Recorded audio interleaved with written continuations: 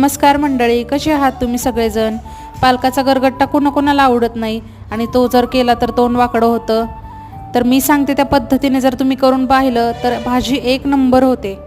तर मी इथं पालक स्वच्छ धुवून घेतलेला आहे, छान कट करून घ्यायचा आणि मी जेव्हा कुकर लावणार आहे तेव्हाच हा पालक शिजवून घेणार आहे। त्याच्यामध्ये थोडीशी तुरीची डाळ धुवून टाकलेली आहे। नंतर तेलामध्ये फोडणी द्यायची, त्याच्यामध्ये ठेसा टाकलेला आहे मी फ्रेश बनवलेला।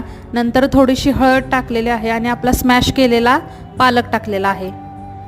मी थोडंसं बेसन पीठ पाण्यामध्ये मिक्स केलेलं आहे आणि ते पण पाणी ह्याच्यामध्ये टाकायचं, म्हणजे छान भाजी एकसारखी होऊन जाते।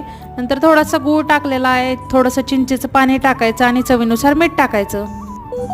मस्त उकळी येऊ द्यायची। उकळल्यानंतर भाजी थोडीशी मी तर कोथिंबीर टाकलेली आहे। छानपैकी आपली भाजी रेडी आहे। मी तर खायला बसणार आहे, तोपर्यंत तुम्ही माझ्या चॅनलला अजून सबस्क्राईब केलं नसेल तर करा।